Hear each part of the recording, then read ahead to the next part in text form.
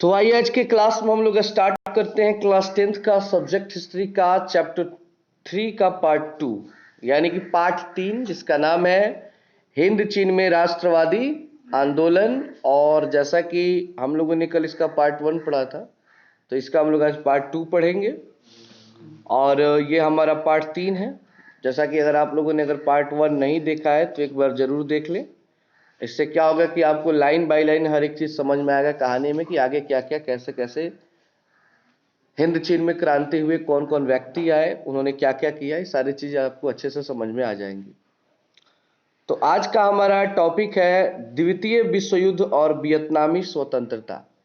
द्वितीय विश्व युद्ध जो आप लोगों ने 9th क्लास में पढ़ा होगा कि 1 सितंबर 1939 से लेकर 2 सितंबर 1945 तक जो युद्ध चला था वो द्वितीय विश्व युद्ध था। और उस युद्ध के बाद वियतनाम कैसे स्वतंत्र हुआ, वियतनाम कैसे आज़ाद हुआ, उस चीज़ के बारे में इस टॉपिक में हम लोग पढ़ने वाले हैं।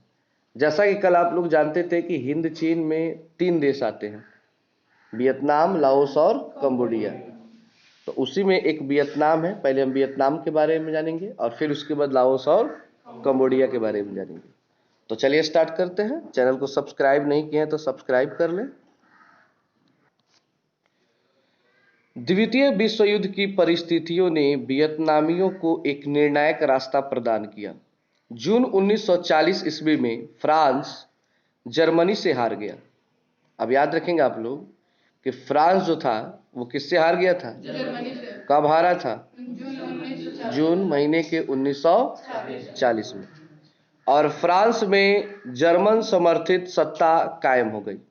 और फ्रांस में क्या हुआ कि जर्मनी की सत्ता, जर्मनी का शासन आ गया। कारण कि जब कोई देश हार जाता है तो उसकी सत्ता वहां से क्या हो जाती है? समाप्त हो जाती है। अब वहां पे अधिकार किसका हो गया? जर्मनी का हो गया। अमेरिका और ब्रिटेन च्वांग काई शेक की सरकार को मदद पहुंचाना चाहते थे, लेकिन एक संधि के तहत जापान को हिंद चीन में फौज भेजने का मौका मिल गया। इसका फायदा उठाते हुए जापान ने पहले तोकीन, फिर अन्नाम और अंततः पूरे हिंद चीन पर अपना राजनीतिक प्रभुत्व जमा लिया।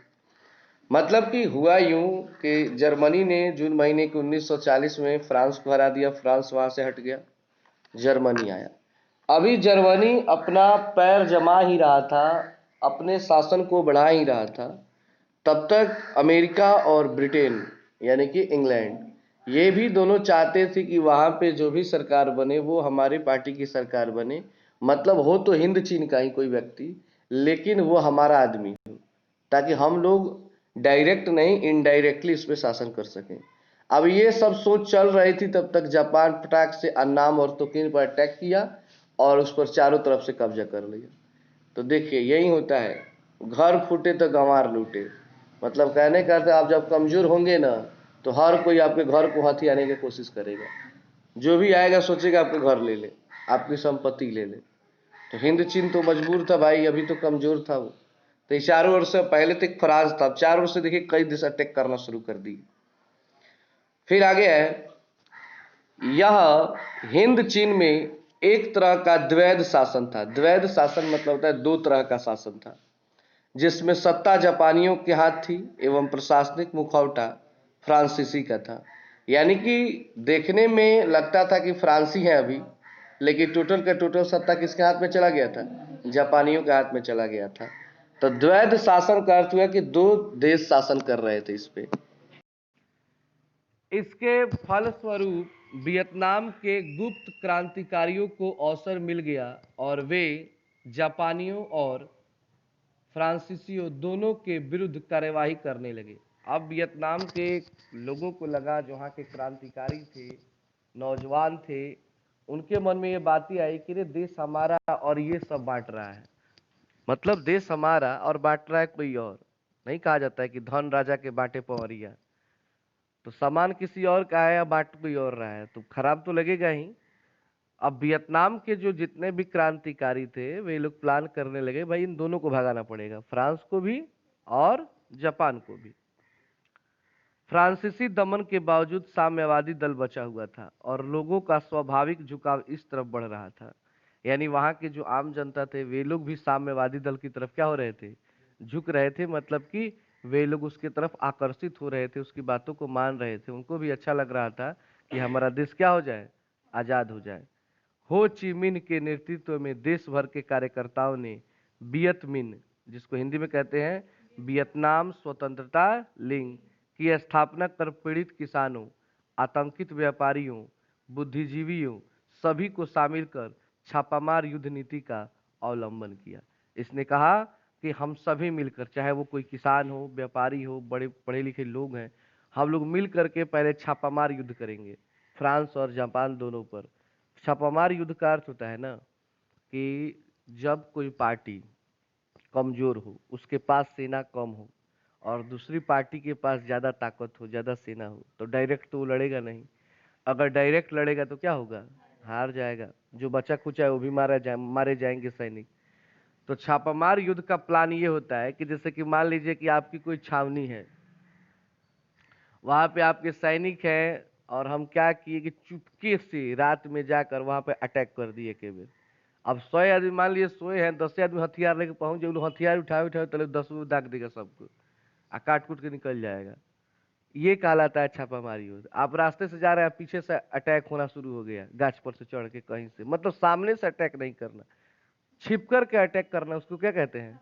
इस युद्ध में सबसे ज्यादा निपुण महाराणा प्रताप को बताया जाता है। बहुत ज्यादा तेज थे, क्योंकि उनके पास भी उतनी सेना नहीं थी जितना अकबर के पास था। तो वो अकबर पर अटैक हमेशा किस तरह करते थे, छापामार युद्ध के द्वारा, जिससे अकबर जीवन भर परेशान रहा। अंततः कितना भी प्रयास किया, उनको पकड़ने का कभी पकड़ नहीं पाया। तो छापामार युद्ध, लेकिन इस तरह कितना लोग बेइज्जती भी समझता है कि लुका के वार ना कइल जाए, वीर के शोभा ना दिलाई।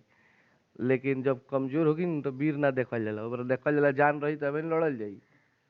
तो ये छापामार युद्ध शुरू हुआ था वियतनाम में। समझ में आ गया ना। मैंने सीधा भाषा में लुका के मार दिए, लेकिन एका कहल जाला छापामार युद्ध।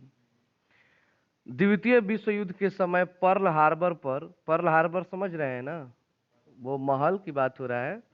जापान के आक्रमण के साथ ही अमेरिका युद्ध में शामिल हो गया। जैसा कि आप लोग जानते हैं कि द्वितीय विश्व युद्ध में लड़ाई में अमेरिका नहीं था शुरू में, लेकिन जब जापान आ गया तो वो भी आ गया। 1944 में फ्रांस जर्मनी के आधिपत्य से निकल गया, और जापान पर अमेरिकी परमाणु आक्रमण के पश्चात पूर्णसंगा की घोषणा के तहत जापान ने आत्मसमर्पण कर दिया। और आप लोग हिंदी क्लास में पढ़े होंगे, हिरोशिमा और नागासाकी के बारे में बताया गया कि जब अमेरिका ने 2 बम हिरोशिमा और नागासाकी पर परमाणु बम गिराया तो वहां की क्या स्थिति थी, आप लोग हिंदी में जरूर पढ़े होंगे। अब जब ये 2 बम गिरा, उसके बाद जापान ने अमेरिका के सामने आत्मसमर्पण कर दिया, अपना हार मान लिया, नहीं तो वो लगातार गिराते जा रहा था। इस स्थिति में जापान की सेना वियतनाम से निकलने लगी। अब मान लीजिए कोई ऑलरेडी कोई देश हार चुका हो, किसी के आगे झुक चुका हो, तो फिर वो किसी पर अधिकार करने के लिए सोचेगा, नहीं सोचेगा। मान लीजिए आप किसी से पटका गए हैं बुरी तरह से, तो ऐसा थोड़ा ना कि दूसरे को जगह पटकने का सोचेंगे आप, तत्काल तो अस्थिर हो जाएंगे कि भाई अभी मैं कमजोर हूं। और फ्रांस के पास इतनी शक्ति नहीं बची थी कि खुद को पुनः हिंद चीन में स्थापित रख सके। और फ्रांस इतना ना कमजोर हो गया था द्वितीय विश्व युद्ध में लड़ लड़ के कि अब उसका अपना देश संभालना मुश्किल था, तो दूसरे देश में क्या करेगा वो। तो दोनों आदमी अपने आप ही बर्बाद हो गए द्वितीय विश्व युद्ध में। इसका फायदा हो गया वियतनाम को, और उसका फायदा बाबू याद रखो भारत को भी हुआ था।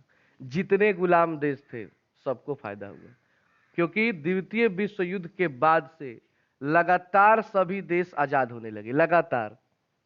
कारण था कि द्वितीय विश्व युद्ध में कौन थे, इंग्लैंड था, फ्रांस था, जर्मनी था, अमेरिका था। यही लोग थे जो लोग ताकतवर थे, जो दूसरों को अपना गुलाम बनाते थे। वे खुद ही आपस में इतना लड़कर कमजोर हो गए कि उनके हाथों से ये सारे देश की सत्ता क्या होने लगी, गायब होने लगी, और वो कमजोर होते चले गए। समझ में आ रहा है बात। तो द्वितीय विश्व युद्ध हुआ तो भारत के लिए बहुत फायदा हुआ। उसी टाइम तो और गांधी जी तेज आंदोलन कर दिए 1942 में, भारत छोड़ो आंदोलन। समझ गए थे कि अंग्रेज कमजोर हो गए हैं, इस समय अटैक करो, भागेंगे जरूर। तो 1945 में उधर युद्ध समाप्त हुआ, 1946 में अंग्रेज सब चला गया। बोला कि ना ना, अपना देश संभालना उस समय मुश्किल था, वो लोग खाने में मजबूर हो गया था। नहीं तो अगर द्वितीय विश्व युद्ध नहीं हुआ था तो शायद कई देश अभी तक गुलाम भी होते। तो एक तरफ से वो फायदा भी हुआ उन देशों के लिए जो लोग गुलाम थे, लेकिन उन देशों के लिए खराब हो गया जो लोग गुलाम नहीं थे, शक्तिशाली थे, वे कमजोर हो गए। इसलिए कहा जाता है लड़ाई से कोई भी शक्तिशाली व्यक्ति क्यों ना हो, धीरे धीरे क्या हो जाता है, कमजोर हो जाता है। तो इधर से फ्रांस खत्म स्थिति, उधर से जापान खत्म। अब देखिए इसका लाभ उठाते हुए वियतनाम के राष्ट्रवादियों ने वियत मिन्ह के नेतृत्व में लोकतंत्रीय गणराज्य सरकार की स्थापना 2 सितंबर 1945 को करते हुए वियतनाम की स्वतंत्रता की घोषणा करी। सरकार का प्रधान हो ची मिन्ह को बनाया गया। जिस दिन द्वितीय विश्व युद्ध समाप्त हुआ 2 सितंबर 1945 को, उसी दिन वियतनाम अपने आप को स्वतंत्र घोषित कर लिया कि हम लोग क्या हो गए, क्योंकि फ्रांस यहां से जा चुका है, जापान जा चुका है, अब यहाँ पे कोई नहीं, अब हम हैं। और हो ची मिन्ह को अपना नेता बनाया गया और लोकतंत्र की स्थापना की गई। किस तारीख को? और उसी दिन द्वितीय विश्व युद्ध भी क्या हुआ था, समाप्त हुआ था। तो देखिए कितना लोगों के लिए फायदा हो गया। अगर वो युद्ध नहीं हुआ तो शायद फ्रांस नहीं जाते, जापान कैसे जाते, नहीं जाते, वे लोग ताकतवर रहते। तो देखिए होता क्या है ना कि धरती पर अत्याचार जब बढ़ता है ना, तो कभी ना कभी एक टाइम आता है, शायद ऊपर वाला, समझ लीजिए ऊपर वाले का एक ऐसा कनेक्शन होता है कि जब ज्यादा दिन अत्याचार होने लगता है तो ऐसा सिस्टम एक चलाते हैं जिसमें कई लोग आबाद हो जाते हैं और कई लोग बर्बाद हो जाते हैं। जैसा अभी फिलहाल कोरोना चल रहा है, ऐसा नहीं कोरोना में सब कोई बर्बाद होगा, बहुत लोग आबाद भी हो जाएंगे और इसी कोरोना में बहुत लोग बर्बाद हो जाएंगे। तो होगा जहां जो जैसे हो। चूंकि हिंद चीन अनेक राज्यों में विभक्त था और जापानी सेनाएं हिंद चीन से निकल रही थी, कंबोडिया, लाओस, अन्नाम में पुनः प्राचीन राजवंशों को प्रतिष्ठा मिली। अब जो भी पहले के राजा थे ना, चाहे अन्नाम हो, लाओस हो, कंबोडिया हो, वियतनाम हो, जितने भी जगह थे सब जगह राजा लोग अब प्रयास करने लगा कि हम लोग राजा फिर से राजतंत्र क्या कर दें। लेकिन लोगों के मन में था ना ना, फिर वही बात हो जाएगा, राजा आएगा फिर वही खेला तमाशा चलेगा। लोकतंत्र क्या लागू करना है, लोकतंत्र। इसी क्रम में अन्नाम का शासक बाओदाई बना। अन्नाम का शासक किसको बना दिया गया, बाओदाई का। नीचे उसका पिक्चर आप लोग देख सकते हैं, दिया होगा आपकी किताब में भी। परंतु इन शासकों का साम्यवादी राष्ट्रवाद के समक्ष टिकना सब कठिन था। लेकिन लोग इतना न उग्र हो गए थे कि इन राजाओं का टिकना बहुत ही क्या था, मुश्किल था। अतः बाओदाई ने 25 अगस्त 1945 को ही अपना पद छोड़ दिया और वियतनाम एक गणराज्य बन गया। तो वियतनाम का राजा तो मतलब बनना चाहा, लेकिन 25 अगस्त इधर अपना सारा राजपाट छोड़ करके ये सोचा रे भाई यहाँ पे अब काम चलने वाला नहीं है। और उसके बाद 2 सितंबर 1945 को क्या लागू हो गया वियतनाम में, क्या लागू हो गया, लोकतंत्र स्थापित हो गया। क्योंकि लड़ाई के टाइम में ही सब कुछ समझ गया था कि अब वियतनाम आजाद होने वाला है, क्योंकि अब यहाँ पे फ्रांसीसी और जापानी सेना क्या हो चुके हैं, समाप्त हो चुके हैं, जा चुके हैं, तो ये कहानी खत्म है। तो 25 अगस्त को ही, समझ रहे हैं ना, अगस्त के बाद कौन सा महीना आता है, सितंबर, जो अभी चल रहा है। तो अगस्त को ही, 25 अगस्त को ही छोड़ दिया कि भाई छोड़ दो, यहाँ पे टिकने वाले हम लोग नहीं है। और 2 सितंबर, एक सप्ताह के बाद वहां पे राजतंत्र से क्या हो गया, लोकतंत्र की स्थापना कर दी गई। अब अगला टॉपिक है हमारा हिंद चीन के प्रति फ्रांसीसी नीति। अब हिंद चीन के लिए फ्रांस की क्या नीति थी, उसके पहले, लोकतंत्र होने से पहले क्या नीति थी उसको समझते हैं। द्वितीय विश्व युद्ध के पश्चात ब्रिटेन, हॉलैंड, अमेरिका और फ्रांस दक्षिण पूर्व एशिया में अपने साम्राज्य की पुनर्स्थापना में लग गए। फ्रांस भी हिंद चीन में अपने डूबे साम्राज्य को बचाना चाहता था, अतः उसने एक नए औपनिवेशिक तंत्र की योजना बनाई। अब देखिए लोकतंत्र हो गया, फिर भी चाहता था कि अभी भी हम क्या दोबारा फ्रांस का मन बना लिया कि चलो फिर से एक बार हिंद चीन को क्या किया जाए, अपने अधीन किया जाए। लेकिन बात याद रखिए, एक बार जो देश आजाद हो गया, अब दोबारा कोई जाना चाहे तो इतना आसान नहीं होता है। अब फ्रांस की औपनिवेशिक योजना क्या थी, तो 4 योजना थी। पहली योजना थी फ्रांस के विशाल साम्राज्य को एक यूनियन में बदल दिया जाएगा जिसमें सभी अधीनस्थ उपनिवेश रहेंगे। मतलब पहला फ्रांस ने नियम बनाया कि जितने भी उपनिवेश हैं, यानी हमारे द्वारा जीते गए जितने भी देश हैं, उपनिवेश आप लोग समझ रहे हैं ना, कल बताए थे उपनिवेश के बारे में, जितने भी उपनिवेश हैं उन सारे को अपने अधीन रखा जाएगा। अब फ्रांस अकेला एक जगह से उसको मॉनिटर करेगा, उसका ध्यान रखेगा। दूसरा बनाया कि हिंद चीन इस फ्रांसीसी महासंघ का एक स्वशासित अंग होगा, और उसने बताया कि सबसे सभी उपनिवेशों में सबसे जो हमारा महासंघ का सबसे अच्छा अंग होगा वो हिंद चीन होगा। मतलब मेन सेंटर हम लोग कहाँ बनाएंगे? हिंद चीन में। तीसरा, हिंद चीन के संरक्षित राज्य एवं कोचिन चीन को मिलाकर एक संघ बनाया जाएगा। और चौथा, हिंद चीनी संघ के विदेश नीति एवं सैन्य पर फ्रांस का नियंत्रण रहेगा। यानी कि हिंद चीन का जो विदेश नीति और सेना है उस पर किसका नियंत्रण होगा? फ्रांस का। ये लोग अपने में मतलब अपना नियम बनाया। फ्रांस ने घोषणा की कि फ्रांस के विशाल साम्राज्य को यूनियन बना दिया जाएगा जिसमें अधीनस्थ उपनिवेश शामिल रहेंगे। इस महासंघ का एक अंग हिंद चीन भी होगा। अधीनस्थ उपनिवेशों के सेना एवं विदेश नीति पर फ्रांस नियंत्रण रहेगा। यह राष्ट्रमंडल का विस्तृत रूप जैसा था, परंतु जापानी सेनाओं ही फ्रांसीसी सेना जैसे ही सैगान पहुंची, वियतनामी छापेमारी ने भयंकर युद्ध किया। फ्रांसीसी सेना सैगान में ही फंसी रही। यानी जब ये लोग अपने देश से चले कहां पर? हिंद चीन में, तले रास्ते में ही छापामार युद्ध स्टार्ट हो गया। वियतनाम की जो सेना थी अटैक कर दी कि इसको घुसने ही नहीं दिया जाए, तो सैगान में ही ये लोग फंस गए। और छापामार युद्ध क्या अभी बताए थे कुछ देर पहले। अंततः 6 मार्च 1946 को हनोई समझौता फ्रांस एवं वियतनाम के बीच हुआ, जिसके तहत फ्रांस ने वियतनाम को गणराज्य के रूप में स्वतंत्र इकाई माना। साथ ही माना गया कि यह गणराज्य हिंद चीन संघ में रहेगा और हिंद चीन संघ फ्रांसीसी यूनियन में रहेगा। फ्रांसीसी सेना के तोकिन में प्रवेश का अधिकार भी मान लिया गया। तब एक हनोई समझौता हुआ जिसके तहत ये मतलब समझौता हुआ कि फ्रांस जो है हिंद चीन पे अपना अधिकार नहीं करेगा। ठीक है, अगर आपको रहना है तो आइए, व्यापार कीजिए, कुछ हिस्सा दिया जाएगा, लेकिन अगर आप चाहते हैं पहले की तरफ पूरा पूरा तो भूल जाइए। फ्रांस भी समझ गया था कि भाई ये काम अभी होने वाला, तत्काल चलो जितना मिल रहा है उतना में खुश हो जाओ। फ्रांस की महत्वाकांक्षी नीति के कारण वियतनाम के साथ हिंद चीन संघ निर्माण पर समझौता नहीं हो पाया। फ्रांस चाहता था कि निर्मित संघ का अध्यक्ष उसके द्वारा नियुक्त हाई कमिश्नर हो, और वियतनामी नेताओं की मांग थी कि संघ के सभी राज्य स्वतंत्र हो। मतलब कि फ्रांस चाहता था कि जो भी अफसर चुने जाएं, जो भी कमिश्नर, जो भी ऑफिसर चुने जाए, मैं चुनूं, मैं अपना अधिकारी रखूं। लेकिन वियतनाम बोला ना ना, हम लोग अपना रखेंगे, आप रहिए, आपको दिक्कत है, मेहमान की तरह रहिए, आप कुछ भी यहाँ पे नहीं करेंगे, सारा काम हम लोग करेंगे। तभी फ्रांस ने कोचिन चीन में एक पृथक सरकार स्थापित कर लिया। तो देखिए, दिमाग लगाकर कोचिन चीन में ये लोग अपना एक अलग सरकार बना लिए उसी टाइम में। एक छोटा सा शहर है कोचिन चीन, जिससे हनोई समझौता टूट गया। और हनोई के बीच जो हनोई समझौता हुआ था वो क्या हो गया? टूट गया। फ्रांस को कुछ वियतनामी प्रतिक्रियावादी ताकतों का समर्थन मिल गया, जिनके सहयोग से नवगठित सरकार चलने लगी। और आपको पता होना चाहिए कि हर जगह कुछ ऐसे लोग होते हैं जिनको दोगला कहा जाता है। ये गाली है, लेकिन दोगला का अर्थ होता है जो दोनों तरफ रहे। उसको क्या कहा जाता है? यानी अपने देश का होते हुए भी फ्रांस का क्या करे?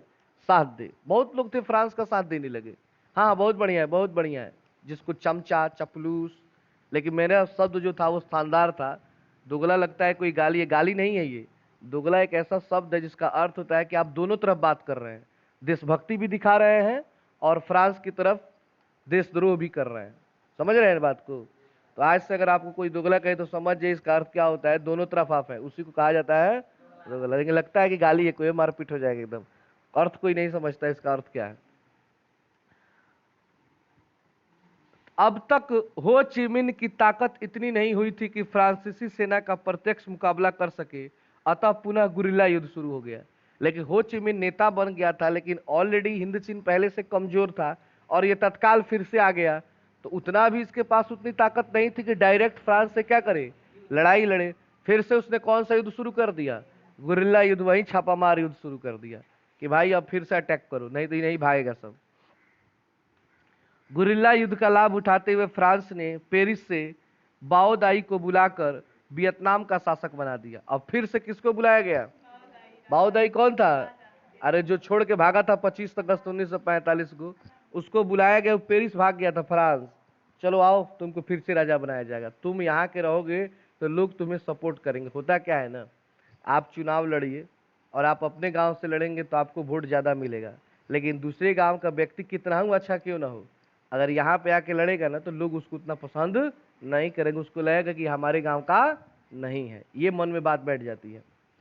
उसी तरह ये फ्रांसीसियों के भी मन में आ गया कि बाओ दाई यहाँ का है, अगर हम यहाँ पे उसको रखेंगे तो यहाँ के लोग हमको क्या करेंगे? सपोर्ट करेंगे। चूंकि फ्रांस को उम्मीद थी कि कम्युनिस्ट विरोधी वियतनामी बाओ दाई का समर्थन करेंगे। अब तक पूरा विश्व दो खेमों में बढ़ चुका था, पूंजीवादी एवं साम्यवादी। पूंजीवादी देशों यथा यथा मतलब होता है जैसे अमेरिका एवं ब्रिटेन का समर्थन भी फ्रांस को प्राप्त था, यानी अमेरिका और इंग्लैंड भी फ्रांस की हेल्प कर रहा था, ठीक है तो हिंद चीन में चढ़ाई करो, हम तुम्हारे साथ हैं।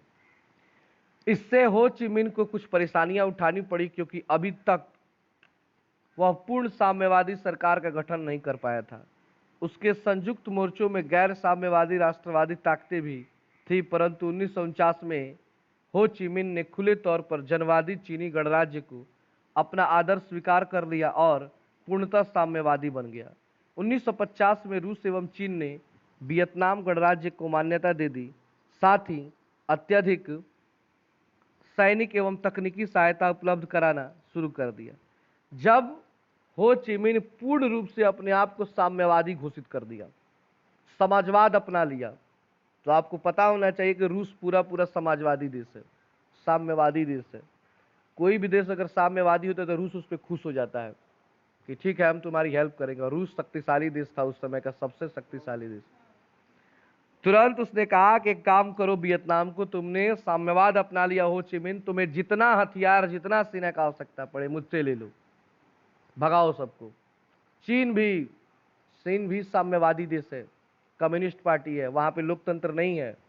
वो लोग वहां पे चीन में आप लोग जाएंगे तो वहां पे चुनाव जो होता है ना, अलग अलग पार्टियां चुनाव नहीं लड़ती हैं, एक एक पार्टी है और उसी में का किसी को बना दिया जाता है, लेकिन चुनाव उनाव का खेला तमाशा वहां पे नहीं है।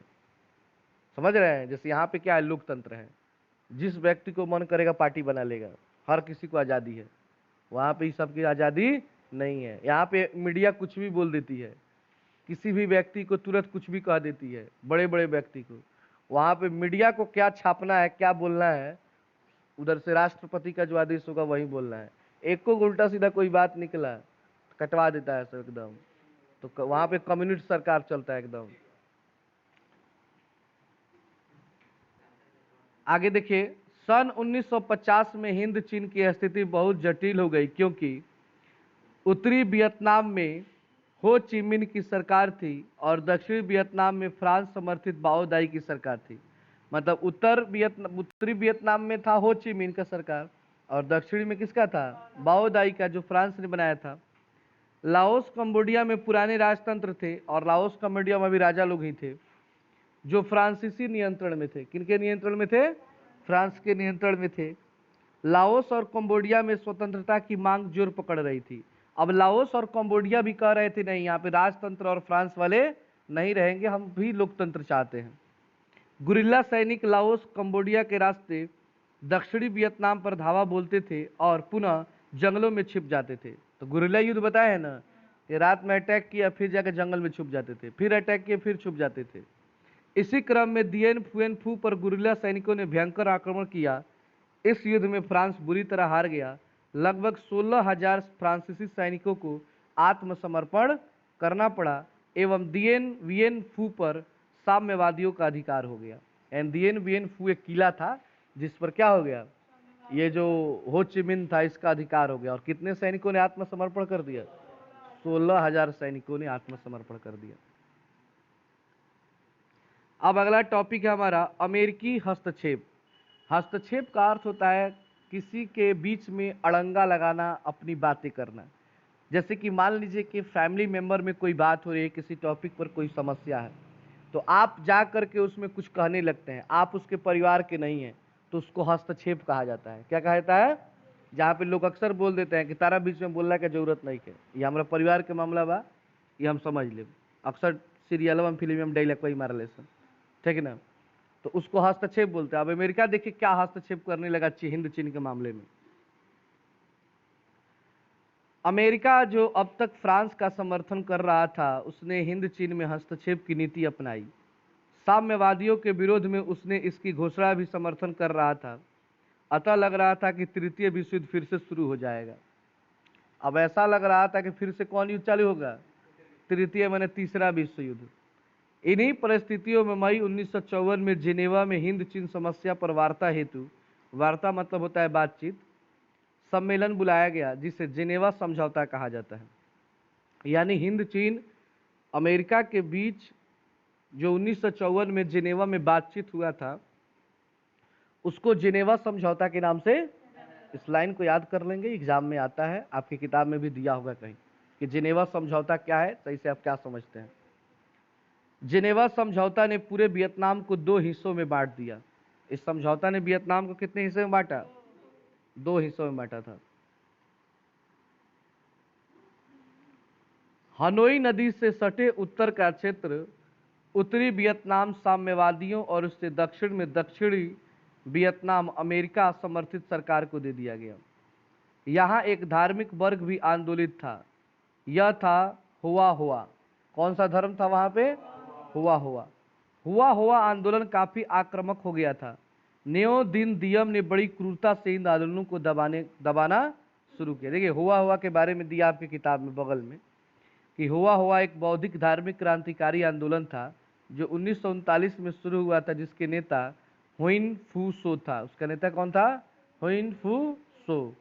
क्रांतिकारी उग्रवादी घटनाओं को भी अंजाम देते थे, जिसमें आत्मदाह तक भी शामिल था। मतलब इसमें लोग अपने आप को जला भी लेते थे, अपने आप का प्राण भी देना पड़े तो लोग देते थे। एक ऐसा आंदोलन था ये।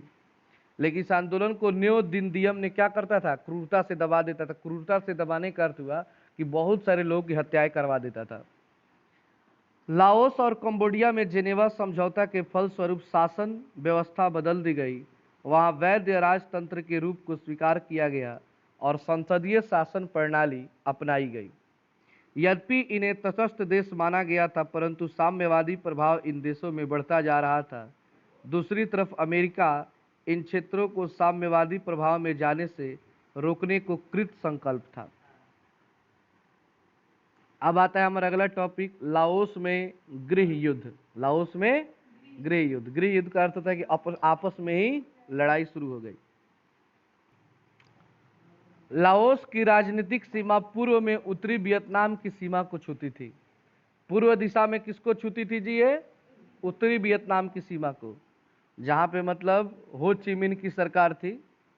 1954 ईस्वी में ही स्पष्ट हो गया था कि उत्तरी लाओस के 2 प्रांत फुगसाली एवं होऊ फ्रांस में साम्यवादियों का प्रभुत्व था और ये अपने विस्तार के लिए उद्धत थे। उद्धत मतलब बेचैन थे। जब लाओस में राजतंत्र को हटाकर संसदीय प्रणाली अपनाई गई तो वहां राजनीतिक अस्थिरता का दौर शुरू हुआ। लाओस और कंबोडिया की पूर्ण स्वतंत्रता को मान लिया गया। यह भी व्यवस्था की गई कि 1956 के मध्य के पहले संपूर्ण वियतनाम का चुनाव द्वारा एकीकरण कर एक सरकार का गठन किया जाए, यदि जनता ऐसा चाहे। जेनेवा समझौता के क्रियान्वयन की देखभाल के लिए एक 30 सदस्यीय अंतर्राष्ट्रीय निगरानी आयोग का गठन किया गया, जिसके सदस्य भारत, कनाडा और पोलैंड थे। जेनेवा समझौता ने तत्कालिक रूप से कुछ शांति अवश्य दी, परंतु तुरंत ही हिंद चीन में उथल पुथल आरंभ हो गई। मतलब जेनेवा समझौता जो 1954 में अमेरिका और हिंद चीन के बीच हुआ था, उससे कुछ शांति तो मिली, लेकिन फिर से जो उथल पुथल मतलब फिर से झगड़ा लड़ाई शुरू हो गया। वो पूर्ण रूप से शांत नहीं हुआ था, क्योंकि उत्तरी वियतनाम में हो ची मिन की सरकार सुदृढ़ हो गई। आप लोग शुरू से ही पढ़ रहे हैं कि हो ची मिन उत्तरी वियतनाम में अपना लोकतंत्र स्थापित कर लिया था और वो मजबूत हो चुका था। और पूरे वियतनाम के एकीकरण पर विचार करने लगी, परंतु दक्षिणी वियतनाम की स्थिति इसके विपरीत थी। अमेरिका समर्थित माओवादी सरकार का संचालन नियो दिन दियम के हाथों में था। मतलब पहले तो माओवादी का सरकार था, बाद में जब अमेरिका आया तो वो किसको दे दिया? नियो दियो दिन दियम। इन दिनों दक्षिणी वियतनाम में साम्यवादियों के साथ साथ अपदस्थ राजघराने के 300 तोले भाइयों ने लाओस पर अपनी राजनीतिक पकड़ के लिए अलग अलग रास्ते अपना लिए थे। अब देखिए, 3 आदमी हैं जो राजा के लड़के हैं और तीनों चाहते थे लाओस पर क्या करने के लिए? राज करने के लिए, लाओस पर अपना शासन करने के लिए। इसमें पहला राजकुमार सुअन फू मा तटस्थवादी था। दूसरा राजकुमार बोंग जो पाथेट लाओ नाम से विख्यात था और अपना सैन्य संगठन बनाकर समूचे लाओस में साम्यवादी व्यवस्था लाना चाहता था। और तीसरा राजकुमार फूमी नौस्वान दक्षिणी पंथी अनुसरण करने वाला था। मतलब तीनों की सोच अलग अलग थी, कोई समाजवादी था, कोई वामपंथी था और कोई जो था राजा ही बनना चाहता था। इन तीनों के आपसी राजनीतिक वर्चस्व का संघर्ष ही लाओस अस्थिरता का कारण था। अगर लाओस में कोई अस्थिरता थी, वहां पे लड़ाई झगड़ा था, तो इन्हीं तीनों के कारण था। उस पर रूस और अमेरिका दोनों गुटों का समर्थन और हस्तक्षेप और बढ़ा रहा था। 25 दिसंबर 1955 ईस्वी को लाओस में चुनाव के बाद राष्ट्रीय सरकार का गठन हुआ। सुअन फूमा के नेतृत्व में सरकार बनी। किसके नेतृत्व में सरकार बनी? सुअन फूमा जो दूसरा राजकुमार था, जो पहला राजकुमार था। पाथेट लाओ ने इसका विरोध किया। पाथेट लाओ जो दूसरा राजकुमार था, उसने इसका क्या कर दिया? और विरोध करके युद्ध कर दिया। परंतु 1957 में दोनों में समझौता हो गया और पाथेट लाओ की पार्टी नियो लियो हक्सत, पार्टी का नाम नियो लियो हक्सत के सदस्यों को सरकार में जगह मिल गई थी। यह क्या लिखा है यहाँ पे? यह स्थिति अमेरिका के लिए असहाय थी। असहाय मतलब उसको अच्छा नहीं लग रहा था कि ये तीनों भाई आपस में मिल जाएंगे तो हमको ये घुसने नहीं देंगे। इनको अच्छा नहीं लगा था। असहाय मतलब बर्दाश्त नहीं हो रहा था। चूंकि पाथेट वामपंथी था। पाथेट क्या था? अमेरिकी षड्यंत्र के कारण दोनों भाइयों में समझौता टूट गया और पुनः युद्ध शुरू हो गया। अब इस क्या किया कि किसी तरह दिमाग लगाया कि दोनों भाई में क्या करा दिया? लड़ाई करा दिया। फिर से इनकी एकता क्या हो गई? टूट गई। इसी बीच तीसरे भाई जनरल फूमी नौस्वान को मौका मिल गया। उसने निर्वाचित सरकार का तख्ता पलट कर दक्षिण पंथी सरकार बना ली। अब वो क्या किया कि दोनों लड़ रहे थे तो अपना सरकार बना लिया। ठीक है ना, मतलब मारा काटी चल रहा था पूरा। 3 माह बाद फिर तख्ता पलट हुआ, मतलब फिर से सरकार बदल गया और कैप्टन कांगली के नेतृत्व में सैनिक सरकार बनी। अब दूसरा मतलब इन लोगों का छोड़ करके कोई और आकर अपना सरकार बना लिया। तो इसी को कहते हैं घर फूटे तो गंवार रोटी। घर में आपस में झगड़ा करेंगे ना, बाहरी वाला पक्का मजा लेगा उसमें आकर के। परंतु तीनों भाइयों ने मिलकर कैप्टन कंगाली को उत्तर की ओर भगा दिया। लेकिन तीनों को लग गया था, रे भाई हमारा आपस में लड़ाई में कोई आगे दूसरा मजा ले रहा है। तीनों मिल करके उसको भगा दिए। इस तरह लाओस एक भयंकर गृह युद्ध में फंस गया। लाओस के गृह युद्ध में अमेरिका रूस की परोक्ष सहभागिता ने एक बार फिर विश्व शांति को खतरे में डाल दिया। तब भारत ने जेनेवा समझौता के अनुरूप अंतर्राष्ट्रीय नियंत्रण आयोग को पुनर्जीवित करने की मांग उठाई। अंततः इस समस्या पर 14 राष्ट्रों का एक सम्मेलन बुलाना तय हुआ, जिसमें लाओस के तीनों पक्षों की भागीदारी पर रूस अमेरिका भी सहमत थे। मई 1961 में यह सम्मेलन हुआ, जिसमें सभी राजकुमारों ने संयुक्त मंत्रिमंडल के गठन पर सहमति प्रदान की और मंत्रिमंडल भी बना। परंतु अमेरिकी षड्यंत्र के कारण लाओस के विदेश मंत्री की हत्या हो गई और गृह युद्ध पुनः शुरू हो गया। यानी 1961 में भारत के प्रयास से तो सारा मामला सुलझ गया। अमेरिका भी सारा बात मान गया, लेकिन अमेरिका को अच्छा नहीं लग रहा। फिर उसने षड्यंत्र किया और आपस में मारकाट कराने के लिए जो वहां का विदेश मंत्री था लाओस का, उसका हत्या करवा दिया। और फिर ये तीनों भाई आपस में क्या करने लगे? लड़ने लगे। चूंकि अमेरिका लाओस में साम्यवादी प्रसार नहीं चाहता था, यानी अमेरिका हमेशा समाजवाद का विरोध करता है, इसलिए रूस अमेरिका का विरोध करता है और अमेरिका रूस का विरोध करता है। अतः चुनाव द्वारा सुन फूमा को प्रधानमंत्री बनाया गया और सुफन बोंग उप प्रधानमंत्री बना। इससे असंतुष्ट पाथेट लाओ ने सन 1970 में लाओस पर आक्रमण कर जार्स के दौरान कब्जा कर लिया। अब ये दो भाई, एगो प्रधानमंत्री, एगो क्या बन गया? वो प्रधानमंत्री एगो था, बीच वाला गुस्सा में आ गए तो हमरा कुछ ना दिल सर, बस ये आक्रमण करके एगो जगह बा जार्स का मैदान, उस पर कब्जा कर लिया। हालांकि अमेरिका ने इस युद्ध में जमकर बमबारी किया, परंतु पाथेट लाओ के आक्रमण को रोका नहीं जा सका। अमेरिका चाहा कि पाथेट लाओ को बर्बाद कर दिया जाए, लेकिन वो उससे हारा नहीं। रूस ने लाओस पर आक्रमण और उनके बिगड़ती स्थिति की जिम्मेदारी अमेरिका पर सौंपा। रूस ने कहा कि अगर आज लाओस बर्बाद है, अगर आज लाओस पीछे है, तो इसका सबसे बड़ा कारण कौन है जी? अमेरिका है। अमेरिका के खुलकर युद्ध में आ जाने से यह जटिल स्थिति उत्पन्न हुई थी। 1971 में हजारों दक्षिणी वियतनामी सैनिकों ने लाओस में प्रवेश किया और उनके साथ अमेरिकी सैनिक, युद्धक विमान एवं बम वर्षक हेलीकॉप्टर भी थे। इनका उद्देश्य हो ची मिन्ह मार्ग पर कब्जा करना था। एक रास्ता था हो ची मिन्ह के नाम से, उस पर ये लोग क्या करना चाहते थे? कब्जा करना चाहते थे। पाथेट लाओ ने रूस और ब्रिटेन से अनुरोध किया कि वे अमेरिका पर दबाव डालकर उन्हें रोकें। तब पाथेट लाओ जो सेकंड भाई था, उसने बोला रूस से और ये ब्रिटेन से कि आप लोग थोड़ा समझाइए अमेरिका को कि मेरे काम में हस्तक्षेप न दें, आखिर उनसे इनसे क्या मिल जा रहा है। परंतु चीन ने अमेरिका को धमकी दी, लेकिन धमकी कौन दिया? चीन वही बेरा धमकी देता रहे। खैर आगे ना बढ़ रहे चीन बेरा, लेकिन वह में अपन धमकी देवे लगल। पहले अमेरिका को लगा कि वह युद्ध जीत लेगा, परंतु हो ची मार्ग क्षेत्र पर जाकर उसकी सेना फंस गई। लाओस के प्रबल प्रतिरोध के कारण उसके लिए वापस लौटना ही मात्र एक उपाय था। इस तरह अमेरिका अपने आक्रमण में वामपंथ के प्रसार को नहीं रोक पाया। तो लाख कोशिश किया, लेकिन फिर भी वो उसे रोक नहीं पाया। यहाँ पे किताब में पेज नंबर 56 पे आप देख सकते हैं कि हो ची मिन्ह मार्ग पर कैसे बमबारी हुई है। अमेरिका ने कैसे बम गिरा करके रोड को बर्बाद करना चाहा, जिसमें कई लोग मारे गए। तो ये आज के लिए हमारा टॉपिक था। तो आज के लिए इतना ही। इसका अंतिम पार्ट यानी पार्ट 3 पढ़ेंगे और उसमें चैप्टर को समाप्त करेंगे।